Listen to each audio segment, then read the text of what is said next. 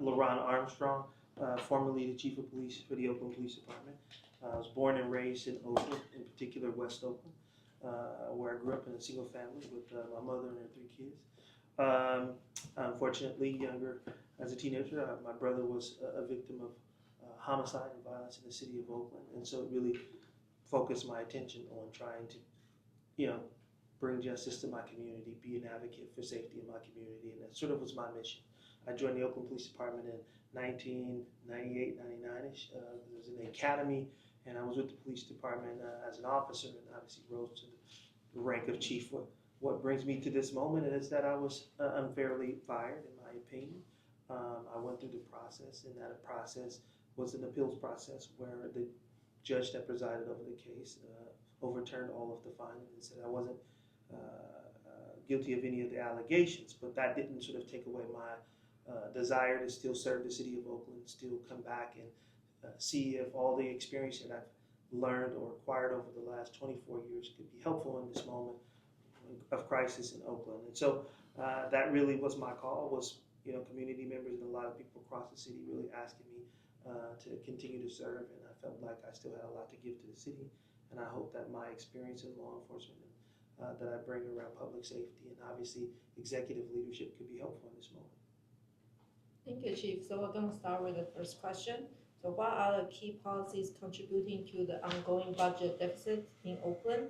What policy changes would you propose in your first year in office to address these challenges?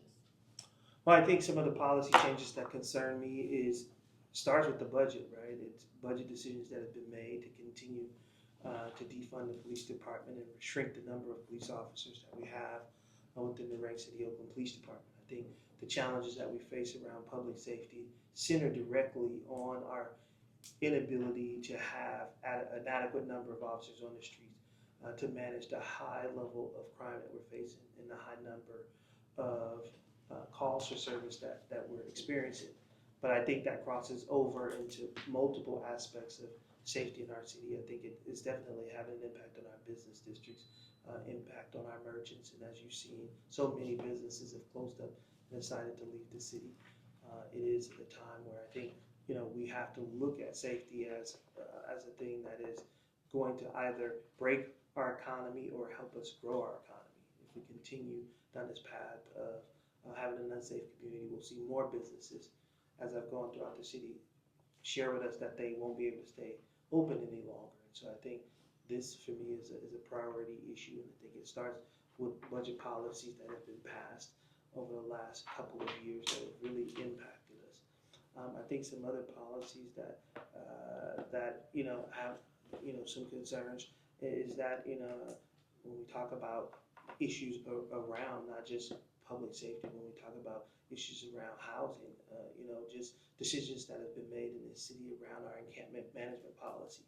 I think it needs to be very clear about what we can do to address our encampment management issues. More metrics involved in the process to make sure that we achieve something every year, right? As we fund the challenges surrounding our unsheltered population, I think we as community members deserve to know that we're actually making progress with the services that we're providing. How many people are being transitioned into housing? How many encampments have been closed? How many areas are we improving for Oakland residents? And so I think we don't have that sort of data that helps us understand if the strategies that we're using are effective.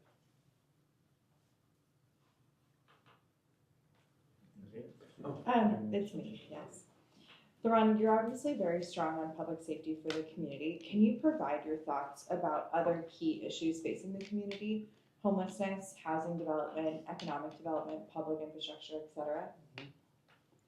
Yeah, I mean, I'm definitely in support of more housing and development, particularly affordable housing. But I think affordable housing has an expanded meaning that we sometimes don't go into. I think larger discussion when we talk about what is affordable housing. When I talk to community members across the city, even though people are working and have decent jobs, they have low incomes and can barely afford to live in the city. City workers can't afford to live in the city. And so it really is something that I think as we address our housing concern, we have to make sure that there's market rate housing for people who work in the city, people who serve our city, whether we're talking about teachers, city workers, or other community-based organizations, because I think it's important that they have housing available. I think when we, speak with developers and contract with developers, these are discussions that we have to have about what our expectations. And that's not that developers should dedicate, the entire projects in that way, but I think those are discussions that we should be having before we go into contract with developers about additional housing.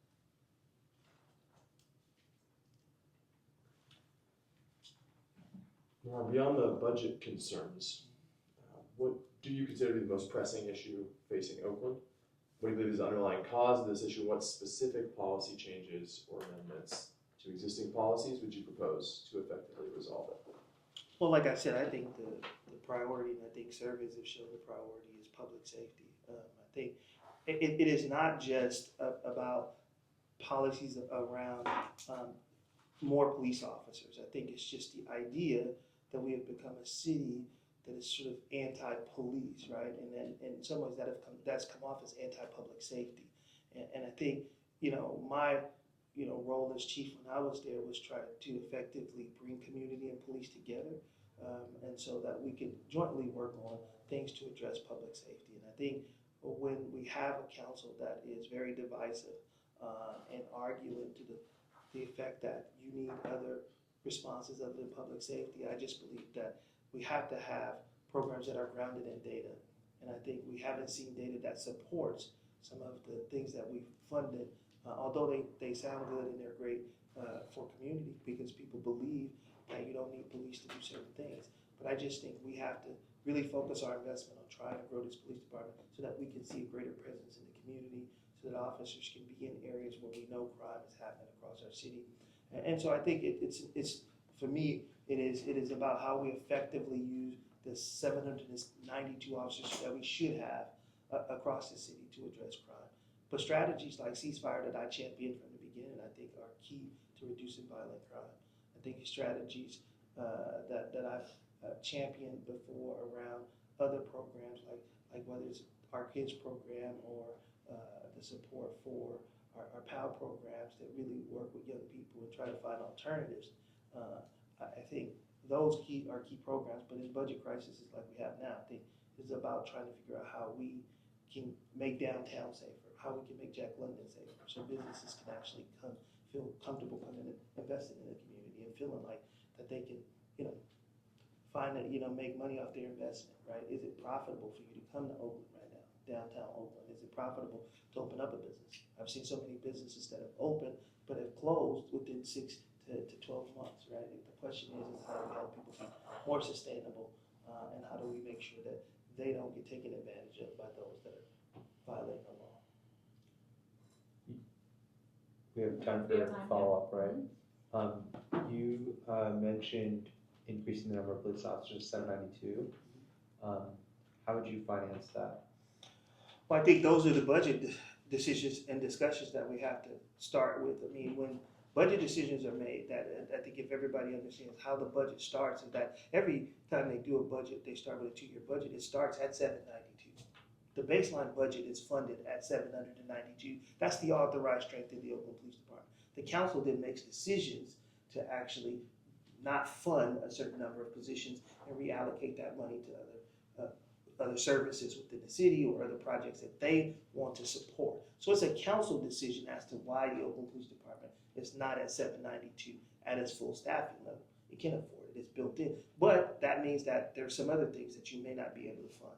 And I think we have, it could be various programs. I mean, it could be whatever new programs that has been created. If you set a program like even some funding to DVP, right, the Department of Violence Prevention, right? So $15 million was taken from the Oakland Police Department and given to the Department of Violence Prevention.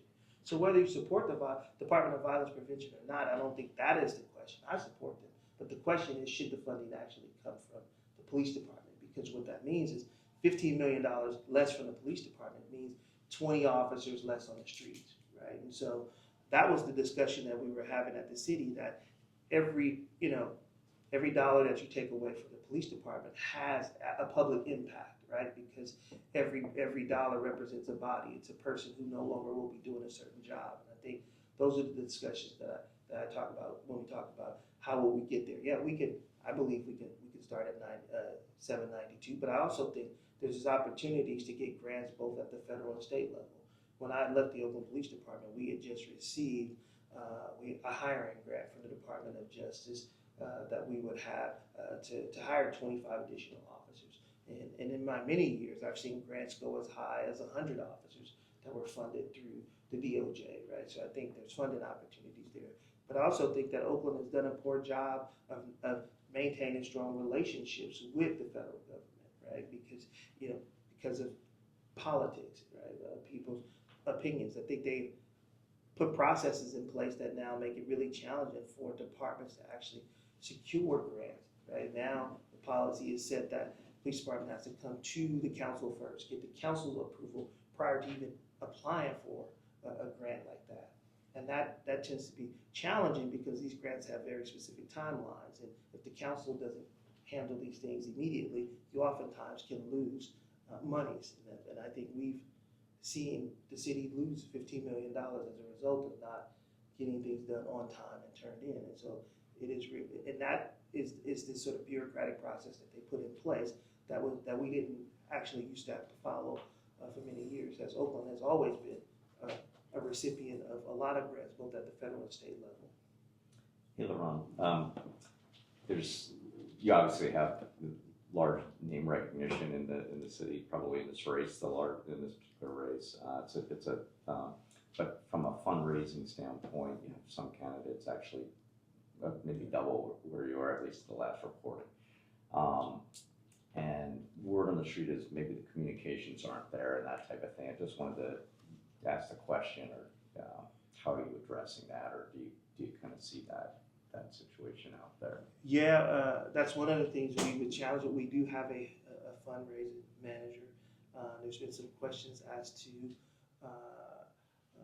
some of the strategies that have been used to raise funds has not been like I would have liked, and so there has been a lot of discussions about with our consultant team, monitoring strategies about different new strategies that we can use to help with our fundraising.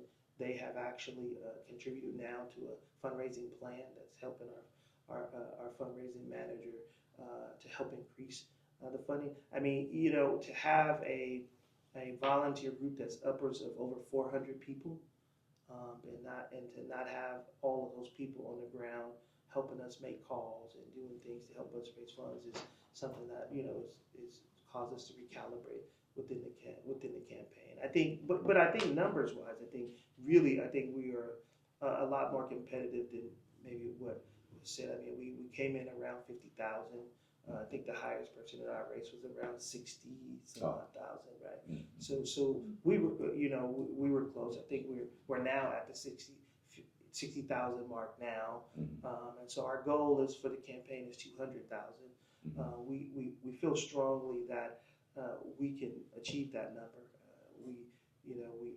I think the vast majority of that, significant amount of that 50,000 probably came in a 2 to 3 week period of just doing a bunch of different fundraisers events, and we will be doing that at the end of this month and early part of September as well. So I'm optimistic about the fundraising. The one thing I will say is that we've been on the ground probably more than any candidate that I've seen, whether it's at events or whether it's walking in communities and neighborhoods. I think our ground game has been pretty strong. So, thank you. Okay, so I have a question, because we were talking about policy just before that one. Looking at the calculus for the city council, you got two, you got 1, 3, 5, 7 and large available, right, obviously. So 2 of the 4 people who were on that defund side, the side that kind of has been anti-supporting the policies you've just been speaking about are gone. 2 more are likely to be gone. So given this new group, if you've canvassed the people who are running in other, you said you saw a competitor coming in, do you see some other people in other districts and people who are existing? How do you see being able to move the needle for some of those policy issues you were talking about with the new configuration that will be happening in January? I feel good. I mean, I feel, I met with Noel Guile, and hopefully he wins his race. I mean, obviously, it'll be competitive, but he's the incumbent, and looks good for him. Him and I have had discussions, and he's very supportive and been pro public safety and wants to, work together to address our public safety issue. I've had discussions with LeRonne Logan. I mean, he's been, supportive and having discussions around that District 3 race, and so I'm hoping he does well. Janani has been, someone that we have been talking to, and so it seems like, she has sort of been on the outside with this current council, and I think she's open as well. And so I think there's real opportunity there. I mean, I've had several meetings with Kevin Jenkins as well, and I see him as very in the middle. But I think with 4 other people going in a certain direction, I think we can, persuade him to support. So I think there's a real opportunity to secure 5. I mean, obviously, Zach is the person on the outside. I mean, but obviously he's looking strong in his race, and so. But I think for us, I think the path to 5 votes looks like it's there. The D7, did just become a bit more complicated. I mean, obviously, Treva, getting out at the last minute has definitely changed the dynamics in that race. And I have had discussions with both Iris and with Ken Houston. So not sure where we're going there at this point, because this obviously, just happened a couple days ago. But I do think from either one of them, we have a partner in either one of them. And so I'm optimistic that 5 votes is definitely available for us if things go the way I think they go. Thank you. Questions? Awesome. Ron, what do you think, obviously, you know more about the public safety issues than anybody else in this room. What do you think the average observer doesn't understand that you can bring to this role and hope to carry forward in the policy? Well, I think being, the only candidate in any race that really brings executive experience, right? Running the largest police department, the largest department in the city of Oakland with over 1,100 employees, with a budget of over $350 million, gives you a good understanding of how you actually should manage a city department. I think it helps, when you make decisions, policy decisions, you come from a place of experience and understanding the impact that has on directors. It really, brings you to understanding of how we actually should govern a city and manage it. In terms of, this is still at the end of the day a multi-billion-dollar corporation, right? And at the end of the day, it has to be ran that way. And so I think having that executive experience lets you, allows you to understand, how do we make sure that we have effective strategies? How do we make sure that there's a strategic plan for this city about how we're going to actually improve outcomes for Oaklanders? I think it's just some pragmatic things that could be put in place so that Oaklanders have some level of confidence that there is a mission for the city, that we do have goals and things that we want to accomplish in the city, and they're tangible, or either here's the challenges that we face in order to reach them. I think we don't really have that level of leadership in the city right now, and I think that's the sort of leader that I am, and that's what I bring, and I hope that I can influence my other colleagues in that way. I also say process-wise, I just understand city process. I've been a part of it for 25 years, right? So I really understand that. And then I think the ability from the executive level to say, we have some high-priced department heads. They get paid well, and oftentimes, this current council is smarter than those department heads. And I think we have to allow people to do their jobs and just hold them accountable to being effective at what they do. One of the things that, and not everything is bad, because like I said, they hired a new director of transportation, and he put out a plan around how he's going to address the pothole issue, which is obviously one that everybody's concerned about. But the mere fact that he started with putting a plan out was at least the beginning of saying, okay, at least we have a plan. Maybe it's something that we can look to and better understand what he's going to do to address this issue, right? That really is something that we as politicians should be able to, obviously influence him and try to push him to obviously get things done. But at the end of the day, the department head is really responsible for driving the mission of getting things done. And I think that's where, we need to get back to how we actually run a city and let the department heads who are the experts in these areas actually do their jobs and hold them accountable to doing their jobs. That's really where I see it. Whether I'm elected, the police chief is the police chief today.